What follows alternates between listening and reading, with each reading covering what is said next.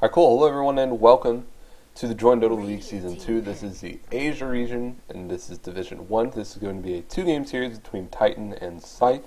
It's going to be not a best of three or anything, just two games that are going to affect the round-robin standings in the joinDOTA League season. So, I was looking at the standings and I was remembering Titan and Scythe being up there. I don't remember their exact numbers or standings. So, however, we're going to go ahead and see the bans for Titan. They're going to take out the Bat Rider. Brewmaster are going to be taken out from Scythe. They're also going to be taking out Doom as well. And Titan going to deny Miracle his Naga Siren. And now they're trying to think really hard about the first pick because otherwise, well, see, they love their Lycan on the dire side. It's given to them. And Scythe, they prioritize an offlane Tidehunter. So we've also seen C teams really prioritize this hero. He's a very tanky teamfight-oriented hero. Anchor Smash is no joke.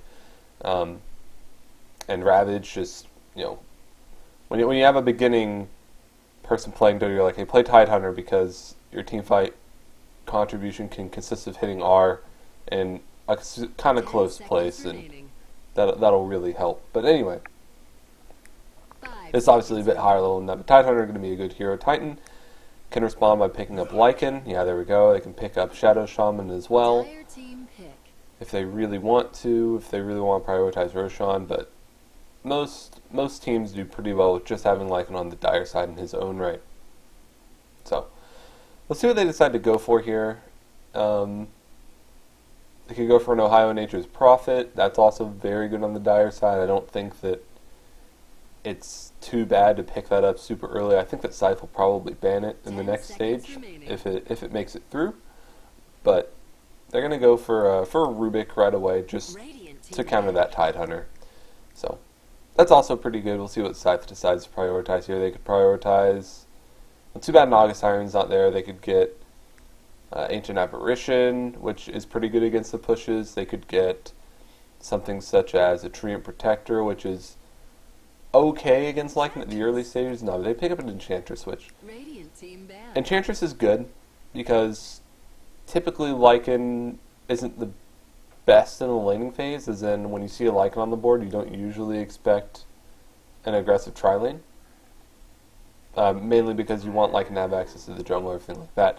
And if he picks up a Necronomicon, which is a pretty good item on Lycan, well, Enchantress just gets to steal at least one of those during a fight or during a push, namely the True Sight one, the Warrior. So that works out because they're going to be able to get away with it. They can have a good laning phase, and Enchantress can actually scale decently well later in the game against a Necro lineup. But still, the Nature's Prophet, as previously mentioned, is going to be denied to them. Had a bit of a lisp there. Apologies. It is 7 a.m. right now, so I've not had as much water as I needed.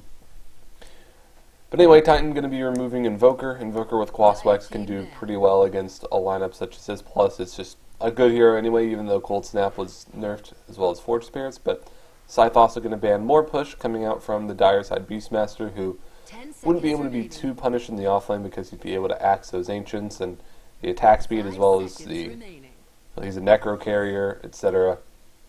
He can build things to push towers like Assault Cuirass and be, in general, kind of a pain. So smart, targeted bans here from Scythe.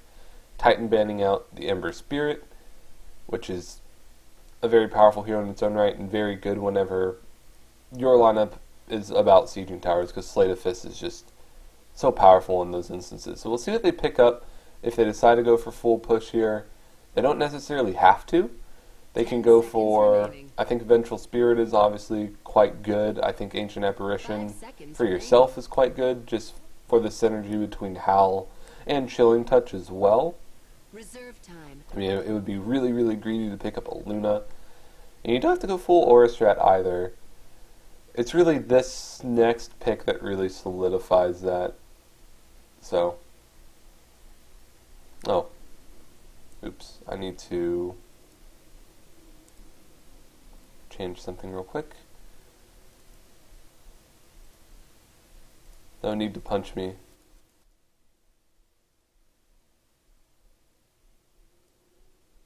Alright, cool. Yeah, I turned the level down on my mic. I forgot a little bit about that. Apologies. So, change the level on mic, sorry.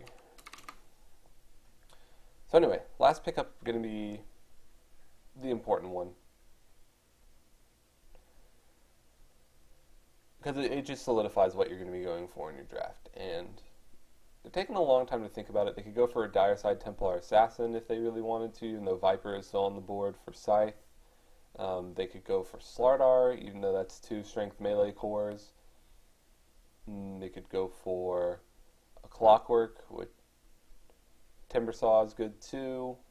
Good against both of the heroes that are on the board. But they're really thinking about this. They're not just thinking about this because they're thinking about planning their next 3 picks, so that's why this is definitely taking so long.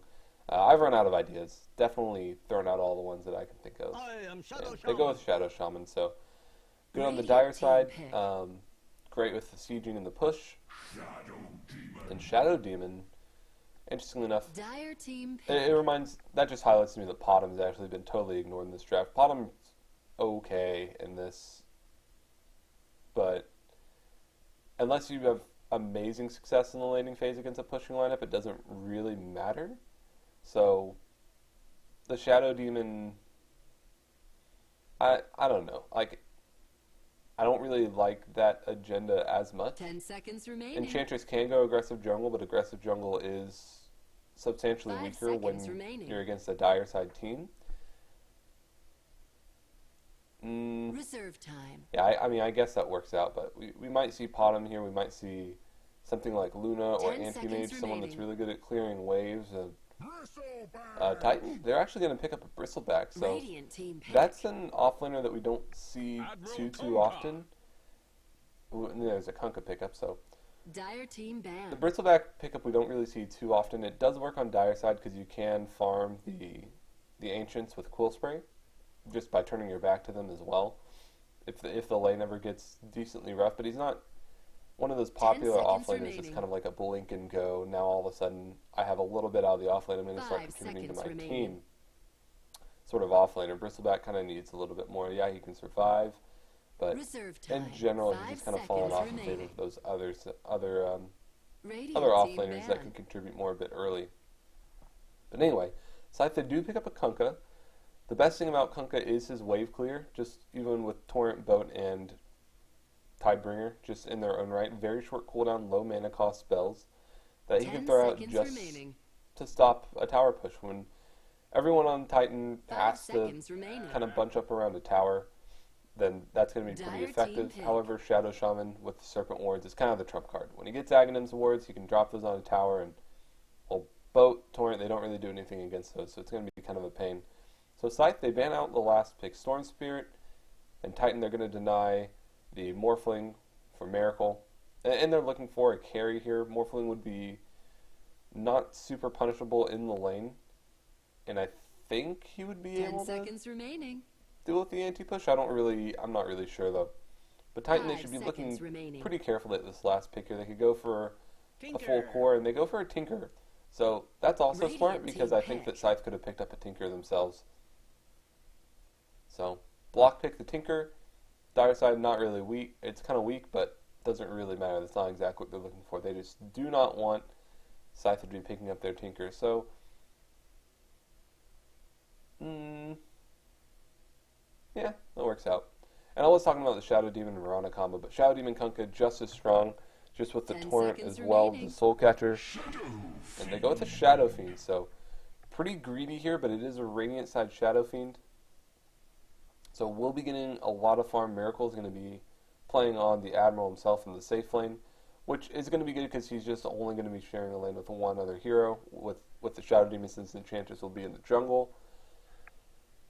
So yeah, I don't know. Titan's draft feels kind of inconsistent to me. The Bristleback pick seems kind of odd in its own right. I feel like Scythe is going to get a little bit more out of the map, especially in the laning phase. And I feel like they can be active when they need to be, whenever these towers start going down, with Lycan, who's going to hit level 7, and when Shadow Shaman hits his level 6 as well. So 10 seconds remaining. just 5 waiting for everyone to seconds pick their remaining. heroes. There is a strategy to this. It gives less time for the other team to go into level 1 jungle or something like that. But we will have the ceremonial pause that starts. It starts every game. And let's see here. Soul Ring. I saw smoke picked up. Everyone's moving around. I don't know if this is not a level 1 rush. No one has a Ring of Basilius. So. Well, what is this bristleback hat? Hat of the Night Watch? Looks like Nigel Thornberry. What the hell?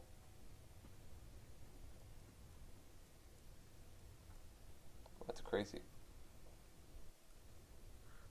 So, everyone's selected their heroes. We can go ahead and get in the game as soon as we have to go. And there it is.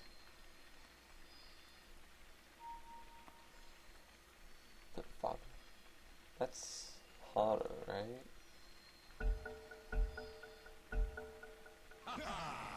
And it's Chibix, that's right. Alright, anyway. So on the side of Scythe here, to kick off game 1, we're going to have Miracle playing on Admiral Kunkka. The stand-in, Infinity, going to be playing on Enchantress.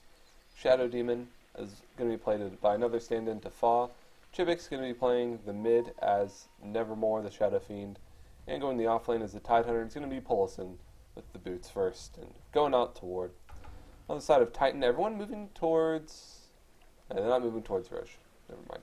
But we're going to have NWP going to be playing on your Lycan. Net on the Rasta. Ohio going to be playing your off lane... Nope, if only I can select him. Ohio going to be playing your off lane Bristleback. KYXY going to be mid as the Tinker. And X going to be playing on the Rubik. So... 30 seconds to battle. No one moving out. They just wanted to play some wards in Enchantress's jungle. It's going to be kind of a pain for her. Where is she? Is she just kind of standing around? No one wants to really get ganked. They're all pretty squishy, pretty low move speed. So, 2 main camps get warded off here. Importantly, this one is left. This one as well, but these are both of the Mud Golem spawning camps. Both wards, they're being pinged out. The battle Not sure if they exactly saw them, but you get this first ward out that doesn't necessarily block the camp, but gives the vision, less likely to be dewarded, as well as this one. Because when they see this camp warded, they're going to think, okay, maybe it's a magic bush, or maybe there's a ward right here. But not going to be the case.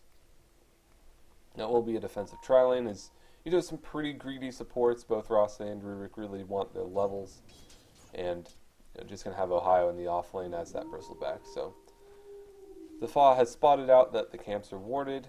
Infinity is just kind of trying out. It's got a set of sentries if they really want it. Pings out the bristleback, and it pings out each other.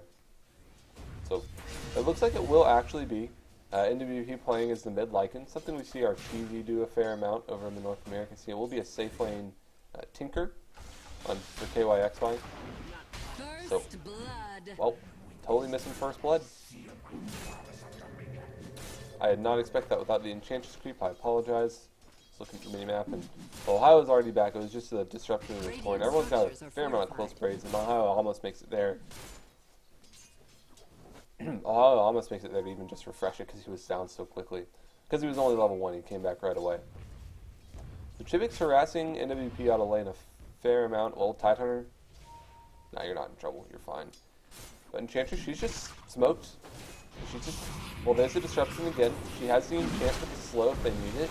Morton is going to miss, though.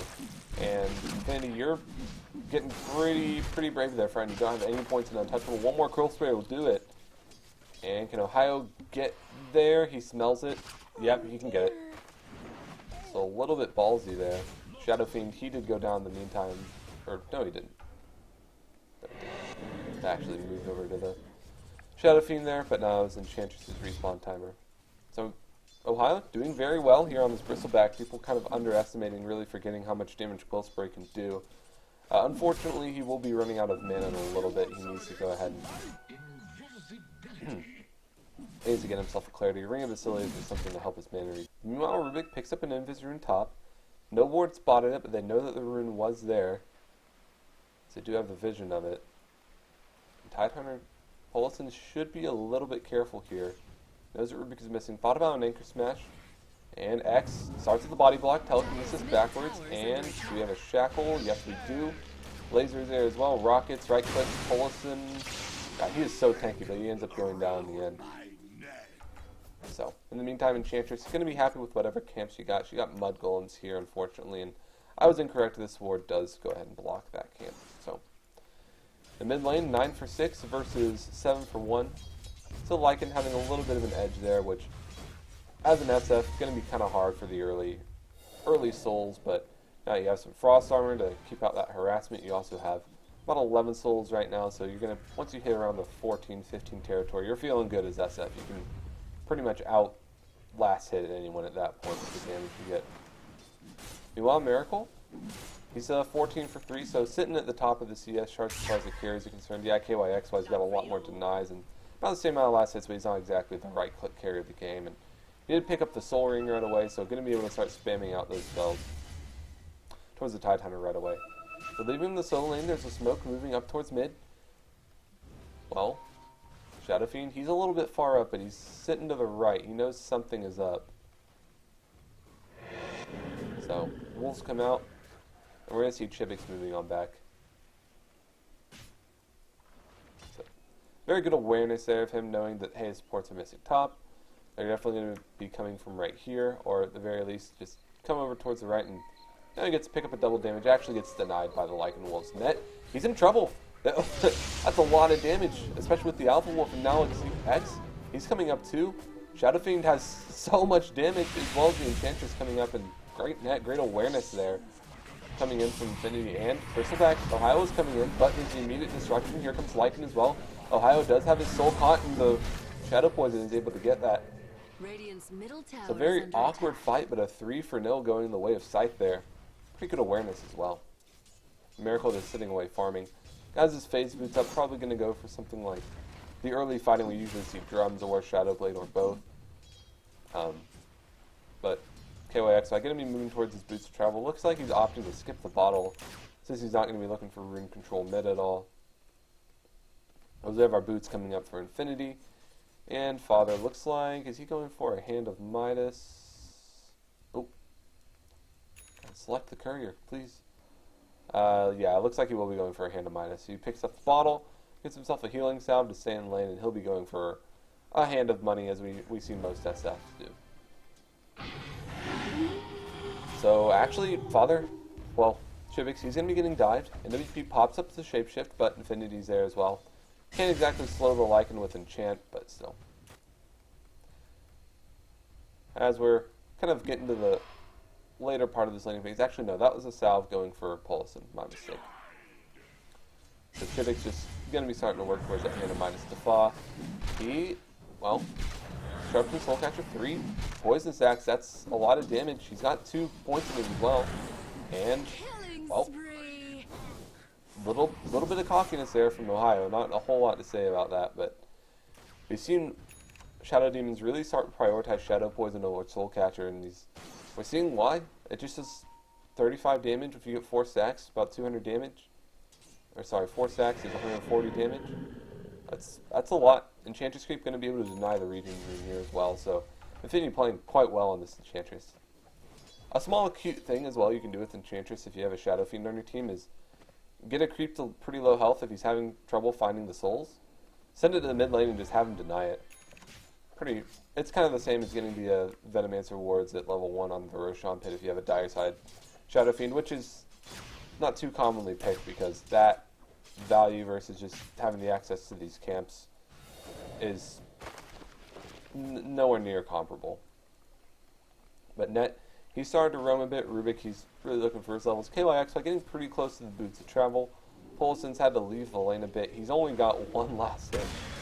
He's been having a really hard time because you take rockets, you take laser, and you have a miss chance. And the main strength of Tide Hunter in the offlane is just having so much physical damage reduction just from 1 level in Kraken Shell, having a Stout Shield being pretty tanky, and with Tinker, he's really nullifying that a fair amount. But Miracle, he's going to come up here. There's a disruption. Horn as well, but Soulcatcher hits on a creep. Doesn't matter, there's a boat. KYXY, he's going to go down. Shadow Demon is dominating right now. Well, Chibix, he's taking a lot of damage from these Lycan Wolves. Is there another crit? 65 HP, 35. Gets his bottle, gets his Hand of Midas as well. Right before he goes down, at the very least, Defa. He's going to get shackled as well. Infinity just right-clicking away on net, but he can't really do anything. He's not 1 point untouchable at least, but NWP just doing absolute work. Ether Shock not going to do too much as it is level 3. Still just an awkward 2-0 as Ohio just pushing the bottom lane on his own. Goes for Tranquil Boots as well, so looking for that sustainability, just going in between lane and lane. KYXY moves back up to the top lane. Net worth looking pretty good for the laning phase. Miracle's been pretty untouched. He's going to be going for his drums. Looking to be pretty active early on. Whereas Lycan, he's just going to start working towards his Vlads. Has that Ring of Basilius, has a bottle as well. Extinct. He's going to be just... your support Rubik, you're a little bit under leveled. 9 last hits, 1 death. Not sure what he's going to be going for. But Enchantress, she did pick up the aggressive Urn. Urn boosts. Very aggressive way to play this hero. Because you're moving around a lot. You have a decent amount of mana regen as well to do what you need to do. And sometimes we just see Force Staff or an Aghanim Scepter rush from this point of view. And it looks like they're going to be having Ohio build the mech. Bristleback, a pretty decent mech here. He has a pretty good end game as well, especially for a strength there. He's kind of like Timbersaw in that right. Oh, hold that thought. There's a smoke. Looks like they want to go up to the top lane, but Miracle is there as well with Shadow Demon and Fa. They drop a Sentry Ward right away. I'm not sure exactly what the Sentry Ward is for. I guess I just wanted to see if there was a lane ward. Disruption's going to be on the X, and not going to be any follow-up. Net, he was spotted. He got pinged out immediately by Miracle. But bottom lane, Bristleback, Ohio, he's manning up with the help of KYXY and Boots of Travel. Well, Ravage is there, but KYXY gets off the laser animation before the Ravage actually reaches him. So, pretty good play there. And now they know the Boots of Travel are online, so life gets pretty hard, especially for someone with pretty low strength here, such as Enchantress. Yeah, I was going to say Bristleback is a decent net carrier. He has a really good end game. He doesn't really want to spend his mana pool on it too much, but it still makes him about as tanky as and give him almost as much regen as a Vanguard. Miracle, he's coming up under the cover of smoke. He only has 1 point in X, so it's going to be pretty difficult to catch up to net here. They knew something was fishy as they evacuated this lane, but now this is all of a sudden 4 mid.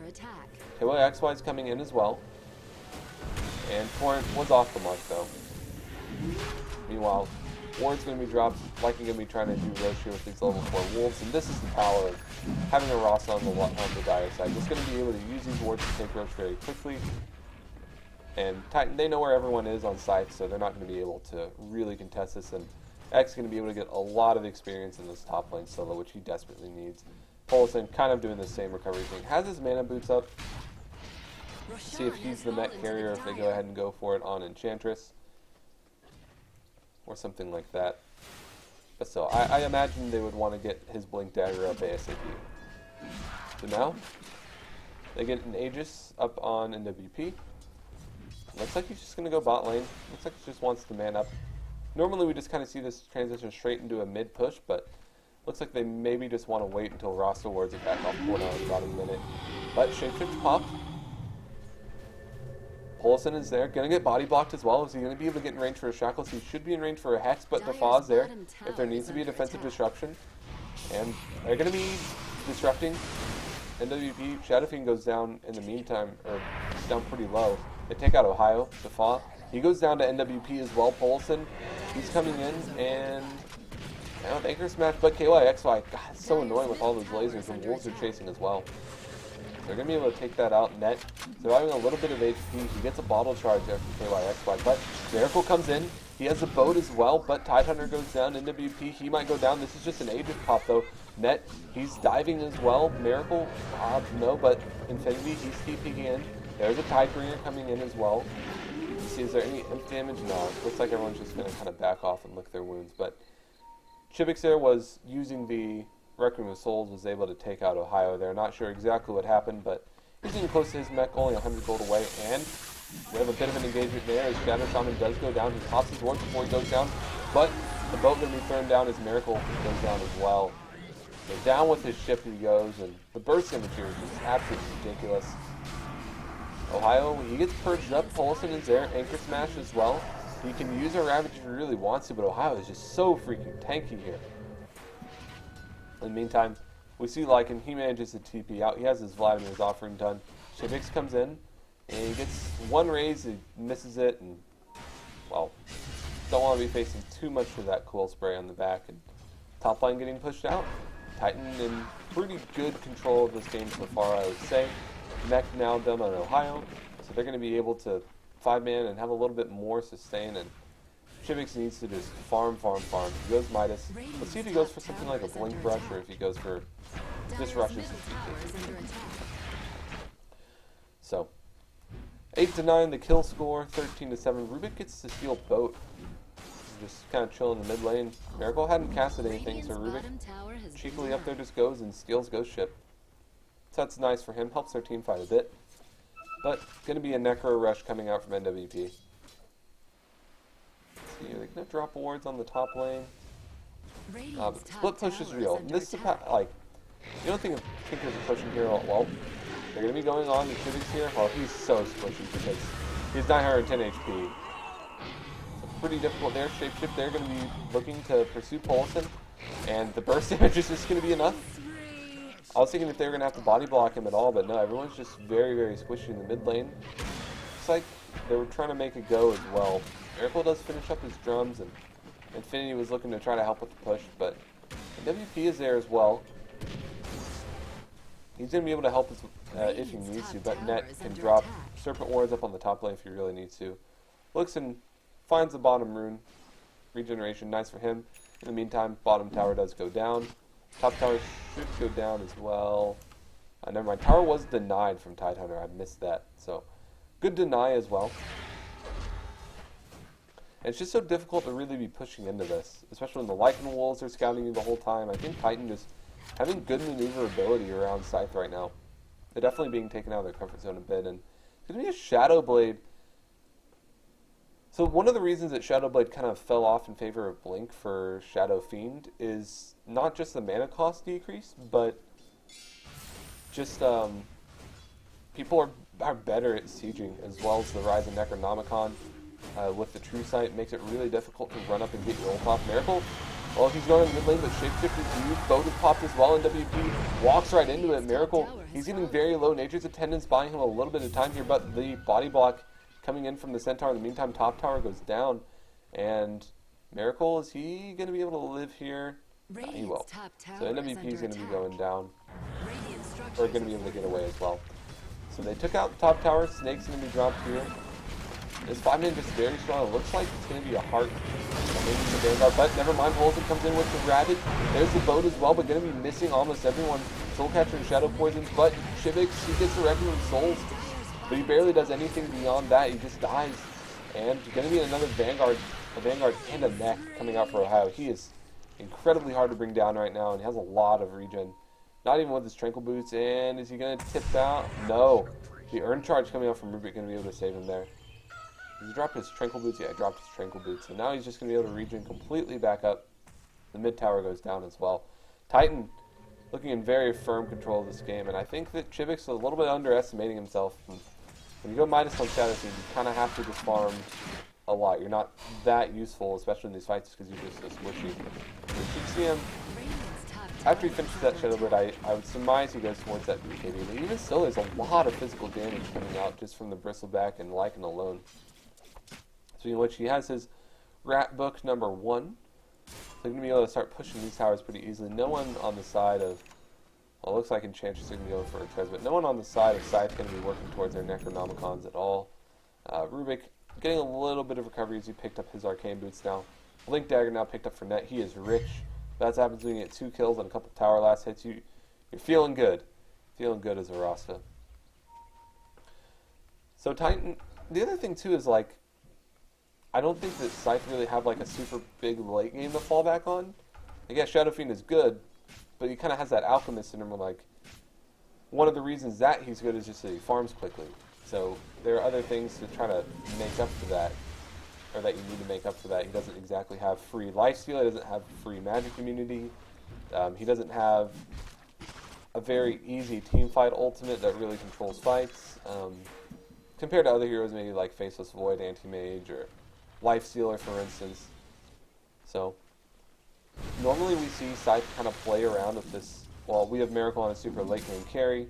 We're going to be able to just kind of go out towards the late game and really depend on him. But they don't have that. They have a one position Kunkka, which can do a lot of damage. He's going for his own Shadow Blade, but why do this when there's a Necronomicon builder on the other team? Well, I guess they're going to be able to get net, so that's nice. But still, that usually won't happen. That's a 4-position Rasa, and we'll see. Bottom lane going to be starting to get pushed out as well. Was pinged out there, saying, hey, everyone must be in our woods because we just spotted this Rasa here alone. And it's spotted now. KYXY there with the marching machines. He has his own blink dagger as well as success. He spotted out the Shadow Amulet. We'll see this tower start to go down. No glyph. This is the other powerful thing about lineups where you just kind of move from tower to tower is you basically get a lot of them without glyph, but still, there's a smoke miracle. It's there. X point onto Rubik, but it gets stolen right away. But too bad, you might go down before you can cast it. There's a Wild Wing just throwing out a tornado as well. Miracle. He's taking so much damage from Ohio. Throws down the boat, gets a defensive destruction as well, but Ohio is just almost invincible right now. Hasn't even popped up the mech. KYXI going to be coming in as well. Miracle. He's going to be going down to just a rocket spam, it looks like. And Polison, he's forced to pop the Ravage, but Ohio's just freaking invincible right now. Going to be able to take down Polison as well. NWP catching the fall in the corner. Going to be able to get him Infinity. Well, you're Enchantress. You only have 1,000 HP.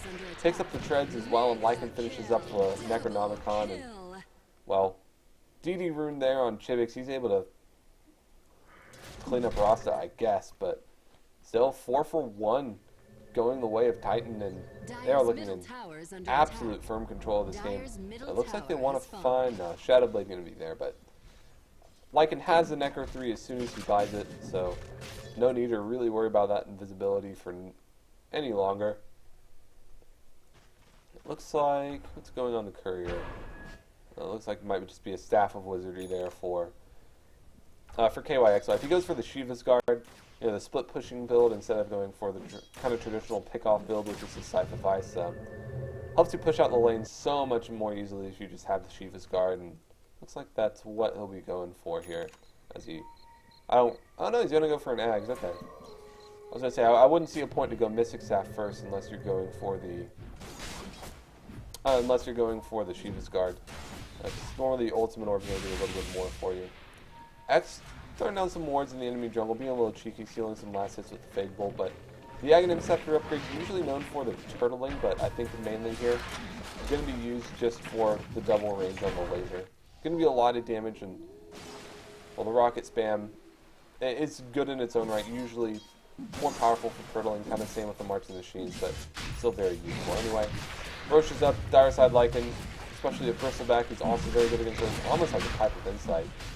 He's going to have a lot of just raw health regen to be working his way. And not it's only one tier 1 tower going down, and you have a Tinker that's pretty farmed, so going to be really difficult for that to ever change, I would think. So still Net, probably going to be working towards his own Aghanim Scepter here, whereas X probably just working towards a Blink Dagger, Force Staff. Your simple first mobility item on the Rubik, but everyone is pretty poor at Defa, even starting out 4-0. Only has Tranquil Boots, a stick, and 1k gold. And it looks like, you know, Enchantress is having to tank up. She got the Power Treads and got a Bracer as well. Ward going to be taken out at the very least, so that's pretty nice for them. They were also able to take out this other ward, chilling out by their camp. But top tower, 323 life points. There is a glyph available, but I think you need to save it for the top because it only takes like a couple of swipes there from the big bad wolf before that goes down. Defa is able to place down a ward at the very least before he gets there. Miracle finishes up the Shadow Blade, not sure what that's going to be doing for him. Torin is there. Ohio, he doesn't care too much. He has 24 health regen, just base. Well, we're going to be having a fight as a disruption after the Shapeshift is going to be there. Ohio, he's just completely manning up. There's going to be a TP and a buyback from Shadow Fiend right away. And Paulson, he's coming in. He's looking for the right opportunity to Ravage, but not going to be able to find it. March of the Machines is there as well. We're going to have a Blink Dagger anyway. We're going to have a BKB coming out for Chivix. Mid lane is going to be pushed in, and NWP is just going to say, hey, I'll push out mid, let's meet mid. We're going to have KYXY pushing out the bottom lane as well. He's got the Aghanim Scepter if he really needs it as well. So this next fight going to be a little bit better. So Shadow Fiend, Hopefully he's not going Desolator, because that would be the greediest thing I've ever heard of in my life. But still, I mean, lots of physical damage, even if he does have a BKB. It's kind of a damned if you do, damned if you don't sort of thing. Ohio, he's just built utility items, really. Like, as soon as he builds maybe a heart, maybe an assault cuirass, he's going to be hitting a lot harder as well. You get a lot of free damage from Warpath. He's now level 16. Or he's level 16, so gets that level 3 Warpath there. Going to be helping out. Miracle, I mean, this anti-push, they just don't really care about all the anti-push coming out from Kunkka. Middle tower has fallen. The mid tower just goes down. There's no contest. Lycan will probably be going for... It looks like he's going to be going for his own BKB. So still, time is now to fight. KYXY picks up a... Oh, he picked up a Bloodstone. Okay. Well, he feels like he's very far ahead. Going to be going for the Bloodstone instead of the Aghanim Scepter. Normally, so late game thing is the edge point. Onto Ohio as well. Marching Machine Spam is there, but Ohio very tanky. Hasn't popped his mech or his pipe just yet. MWP is there. A couple of Shadow Raises coming, and Necronomicon Warrior is ready, but they kind of want to wait for the creep wave here. Is that a stolen wolf? Oh, it's an enchanted wolf, of course. It's like Rubik is on the other team, but in this time, Tide does pick up the Blink Dagger. So he has Blink Ravage. There are no BKBs up so far. So that's nice, but the spam's just going to be canceling Blink Dagger constantly. And frankly, I don't think most of us really care about Ravage. I think they're pretty tanky as well. Enchantress will be going for the mech eventually. She has a buckler right now. And, well, there's just the power of Rasa and Shadow Shaman on the same team. They're going to siege the tower like this. Both going to be onto Ohio, but look how much he cares. Shapeshift is popped as well just for the towers. And there's a disruption. Trying to waste a bit of his time there. And the Lycan Wolves are going to hurt a bit, but KYXY comes back. There's going to be the Blink, and Infinity almost down to below half health. And Rainjack's going to be starting to do siege as well. Miracle just can't stand up to the physical damage. They can't stand up to the spam as well. Blink, Ravage, they're going to be finally trying to fight. There's a Requiem, gets on almost everyone, but he just dies anyway. And that was a dieback, so GG coming out from Miracle. So.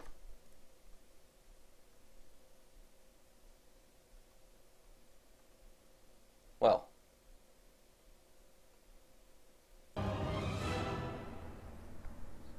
Anyway, I mean, I just don't know what the plan was. But, I mean, Tidehunter had a really hard time in the off lane. I don't know. But anyway, we're going to be that's just going to be game 1. So we're going to be going ahead and getting into game 2. This is a 2-game series between Scythe and Titan for the joinDOTA League. So don't go anywhere. This is going to be... We're going to be getting right into the next lobby. I will be right back. So see you in a couple minutes. Thanks for tuning in.